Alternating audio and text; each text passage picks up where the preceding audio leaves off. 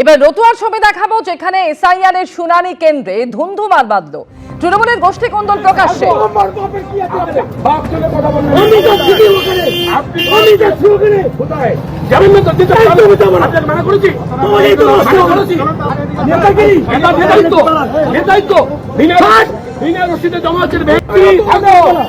ভাষা ভালো করুন,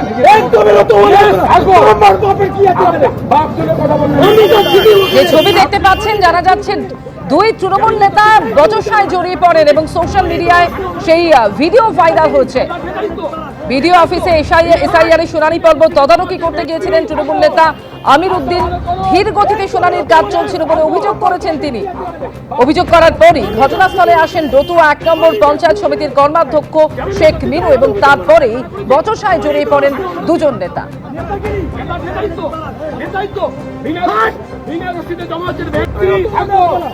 ভাষা ভালো করুন,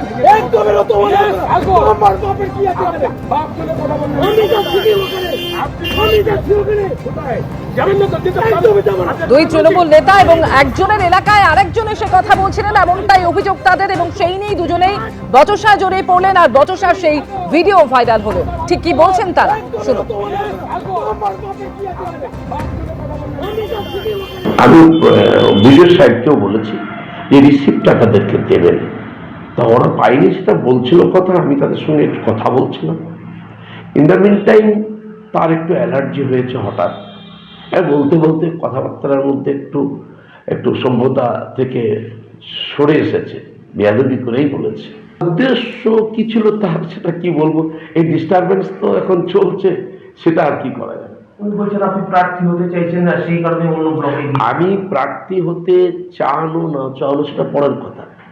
আমি যদি সেটাই বলে তাহলে আমি হাইয়েস্ট লেভেল সমস্ত দিক থেকে ডিজার্ভ করি এই মালদার মুখে, কিন্তু সেটা তো কথা নয়। আমি অনেককে ভালো জায়গাতে নিয়ে এসেছি দলের কাজ করতে পেছনে থেকে।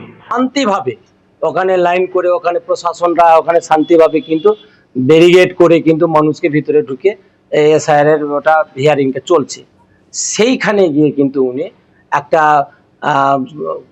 মানে মানুষকে ভুল বুঝিয়ে বিভ্রান্ত করার চেষ্টা করেছিল। তখন আমরা ওকে বললাম যে কি আপনি রতুয়া 2 কে ছেড়ে রতুয়া 1 কি করতে আসছেন? আপনার জায়গাতে তো এসআইআর চলছে, সব জায়গায় মানুষ তো বিভ্রান্তে পড়ছে। তখন উনি একটা আমাকে বাজে মন্তব্য করছিলেন, খারাপ গাল দিয়েছিলেন। ফলে আমি ওকে, যেহেতু উনি পঞ্চায়েত সমিতির সভাপতি, বারবার বলছি যে আপনি তো রতুয়া 2 এর পঞ্চায়েত সমিতির সভাপতি আছেন, আপনি ওখানে দেখুন না, এখানে তো আমরা আছি। দুই তৃণমূল নেতার বচসা এবং যেটা জানা যাচ্ছে যে ধীর গতিতে শুনানির কাজ চলছিল, এমনই অভিযোগ করেন একজন, এবং সেই অভিযোগ শোনার পরেই ঘটনাস্থলে আসেন রতুয়া ১ নম্বর পঞ্চায়েত সমিতির কর্মাধ্যক্ষ শেখ মিনু, এবং এই নিয়ে দুজনের মধ্যে বচসায় শুরু হয়। ভাষা ভালো করুন,